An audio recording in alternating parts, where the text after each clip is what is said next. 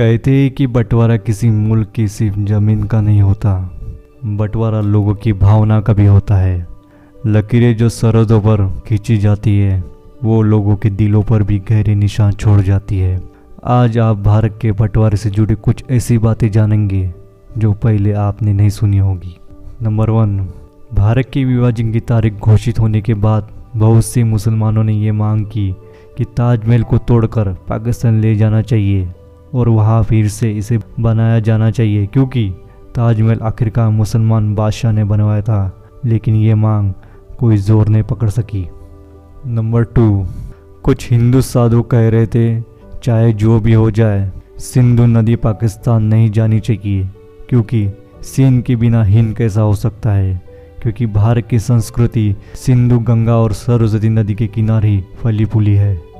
Number 3, Mountbatten दोनों देशों के इंडिपेंडेंस समारोह में शामिल होना चाहते थे, इसलिए भारत की आज़ादी मिली 15 अगस्त को और पाकिस्तान की आज़ादी 14 अगस्त को मिली।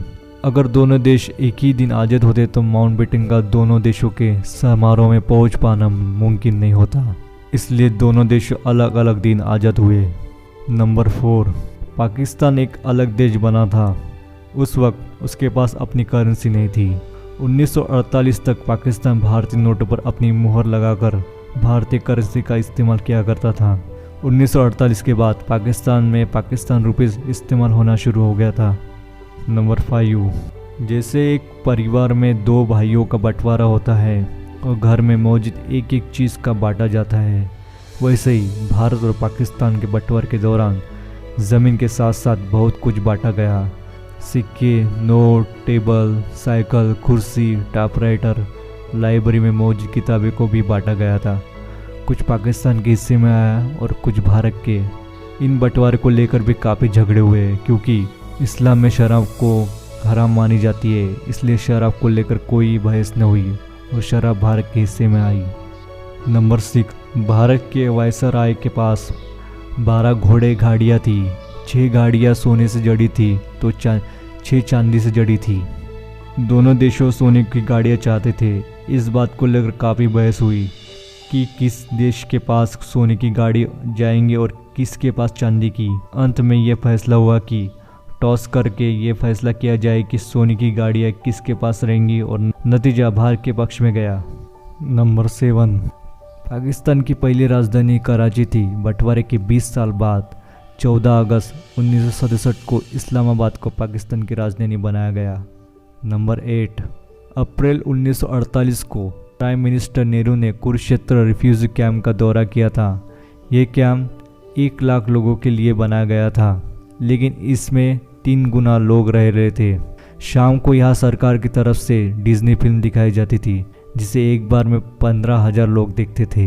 नंबर 9, 14 अगस्त 1947 को जब भारत को आज़ाद होने में कुछ ही घंटे शेष बचे थे, पूरे देश में हज़ारों हिंदू सैनिक मुसलमानों का कत्लेआम हो रहा था। माउंटबेटन के बारे में ये कहा जाता है कि उस वक्त वो अपनी पत्नी एडवीना के साथ अमेरिकी एक्टर की मूवी देख रहा था। नंबर 10, 20 फरवरी 1947 को ब्रिटिश प्राइम मिनिस्टर क्लेमेंट एटली ने ये घोषणा की कि 3 जून 1948 को भारत से ब्रिटिश रूल खत्म हो जाएगा। और 1947 की शुरुआत में देश में हिंदू मुस्लिम दंगे शिखर पर थे। 3 मार्च 1947 को गांधी जी ने कहा कि देश का बंटवारा उनकी लाश पर से होगा। एक तरफ गांधी जी अपनी जीत पर अड़े थे और दूसरी तरफ देश में हो रहे भयानक रक्तपात को देखते हुए सरदार पटेल और नेहरू ने यह मान लिया था कि अब देश का बंटवारा करना ही पड़ेगा। नंबर 11, उधर माउंटबेटन को ये अनुभव हो रहा था कि ब्रिटेन को भारत में हो रही हिंसा के कलंक से बचाना है, जल्दी से जल्दी देश को आज़ाद कर देना चाहिए। यही वजह है कि माउंटबेटन ने आज़ादी की तारीख जून 1948 से खिसकाकर 10 महीने पहले 15 अगस्त 1947 को कर दी थी। आखिरकार देश की आज़ादी मिली, लेकिन देश के विभाजन की कीमत पर। नंबर 12, मुंबई के गवर्नर जॉन कोलविन ने माउंटबेटन को लिखा कि भारत की आज़ादी के बाद अगर उसे ब्रिटेन फ्लैग फहराने नहीं दिया गया या ऐसा झंडा फहराने नहीं दिया जिसमें यूनियन जैक लगा हो, तो वो भारत में नहीं रुकेगा। माउंटबेटन खुद इस बात पर सोच रहा था। उसने अपने आप दोनों देशों का झंडा तैयार किया। उसने भारत के लिए स्वराज्य फ्लैग का इस्तेमाल किया और उसके ऊपरी तरफ छोटा सा यूनियन जैक बना दिया। और पाकिस्तान के लिए उसने मुस्लिम का झंडा लिया और उस पर भी यूनियन जैक बना दिया। दोनों झंडे जिन्ना और नेहरू के पास भेजे गए। मोहम्मद अली जिन्ना ने कहा कि पाकिस्तान के लिए हम इस झंडे को नहीं अपना सकते क्योंकि चांद के लिए क्रिश्चियन क्रॉस मुसलमान की भावनाओं के लिए ठीक नहीं है। पंडित नेहरू ने उसे अस्वीकार कर दिया और उसे एक नया डिज़ाइन भिजवाया जिसे बाकी तो सब स्वराज्य फ्लैग जैसा ही था, बस चरखी के साथ पर अशोक चक्र बनाया गया था और उस पर यूनियन जैक नहीं था। माउंटबेटन के पास दोनों देशों के झंडे अपनाने के सिवा और कोई ऑप्शन नहीं था। इसी तरह ब्रिटिश फ्लैग को पूरी तरह विदा कर दिया गया। नंबर 13, देश भर में ब्रिटिश फ्लैग को उतार लिया गया था और तिरंगा लहराया जा रहा था। पंडित नेहरू ने माउंटबेटन को इसी गुजारिश को मान लिया था कि ब्रिटिश फ्लैग को उतारते वक्त किसी तरह का जश्न नहीं होगा ताकि अंग्रेजों की भावनाओं को ठेस न लगे। तिरंगा लहराए जाने पर ही समारोह किया जाए। नंबर 14, 15 अगस्त 1947 के दिन जब देश आज़ादी का जश्न मना रहा था तब गांधी जी आज़ादी जश्न में किसी भी कार्यक्रम में शामिल नहीं हुए थे। उस दौरान वो कोलकाता में थे और हिंदू मुस्लिम दंगों को रोकने का प्रयास कर रहे थे। नंबर 15, कैरल रेडक्लिफ जाने माने ब्रिटिश लॉयर थे। इन्होंने ही भारत पाकिस्तान के बीच सीमा रेखा खींची थी। आपको जानकर हैरानी होगी कि रेडक्लिफ को भारत और पाकिस्तान की बाउंड्री सेट करने के लिए बंटवारे से महज कुछ ही हफ्ते पहले भारत बुलाया गया था। इससे पहले ये कभी भारत नहीं आए और ना ही इसके बाद वो कभी भारत लौटे। जब रेडक्लिफ भारत आए उस समय उन्होंने भारत की राजनीति, व्यापार, संस्कृति, लोगों के आपसी रिलेशन, नदियों के बारे में और भारत के गांव की स्थिति के बारे में कुछ भी नहीं पता था।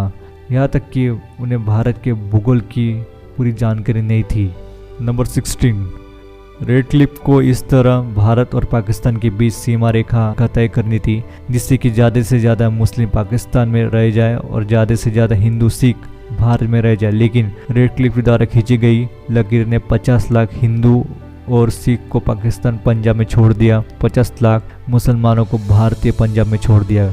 नंबर 16, रेडक्लिफ के काम से ना तो इंडियन लीडर खुश थे और ना ही पाकिस्तान लीडर, दोनों ने जम रेडक्लिफ की आलोचना की। इससे रेडक्लिफ नाराज हो गए। रेडक्लिफ को उसके काम के लिए 2000 पाउंड मिले थे। उसने अपनी नाराजगी जाहिर करते हुए उन पैसों को लेने से इनकार कर दिया। नंबर 17, 15 अगस्त 1947 को दोनों देश आज़ाद हो गए और दोनों देशों का बंटवारा हो चुका था। लेकिन रेडक्लिफ ने दोनों देशों की सीमा रेखा वाली रिपोर्ट आज़ादी के 2 दिन बाद 17 अगस्त को पब्लिश की। ये एक बड़ा कारण था कि देश की इतनी बुरी हालत हुई और इतने लोगों मारे गए क्योंकि आधे लोगों को पता ही नहीं था कि पंजाब कौन सा हिस्सा पाकिस्तान के पास रहेगा और कितना हिंदुस्तान के पास होगा। लोग बेहाल होकर से अपनी मंजिल की तलाश कर रहे थे। नंबर 18, इतिहास का लियोनार्ड मोस्ली लिखते हैं, अगर रेडक्लिफ रिपोर्ट आज़ादी से पहले पब्लिश हो जाती और इसकी जानकारी पहले ही प्राप्त होती कि कौन सा हिस्सा किस देश के पास जा रहा है तो फौज को अच्छे से तैनात किया जा सकता था। लेकिन माउंटबेटन ने रेडक्लिफ रिपोर्ट के बारे में किसी को कुछ नहीं बताया कि देश की आज़ादी का दिन तो खुशी खुशी बीत गया लेकिन लाखों लोग का सब कुछ तबाह हो गया। नंबर 18, इतिहासकार माइकल एडवर्ड लिखते हैं कि माउंटबेटन भारत की स्थिति को संभालने में बिल्कुल नाकाम रहा। जितना समय उसने दोनों देशों के झंडे तैयार करने जैसे मसले में बर्बाद किया उतना समय भारत की असली समस्याओं पर नहीं लगाया। बंटवारे में कितने लोग मारे गए और कितने लोगों ने अपना घर छोड़ा इस बारे में कुछ भी प्रमाणित रूप से नहीं कहा जा सकता, लेकिन ये अंदाज लगाया जा सकता है कि 2 लाख से लेकर 20 लाख लोग मारे गए थे और करीब 1,40,00,000 लोगों ने अपना घर छोड़ा। बंटवारे के दौरान अगर किसी की बहुत ही बुरी दुर्दशा थी तो वो थे बच्चे और महिलाएं। इस वीडियो में इतना ही। अगर आपको वीडियो अच्छा लगे तो हमारे चैनल को सब्सक्राइब और लाइक शेयर कर दीजिए। धन्यवाद।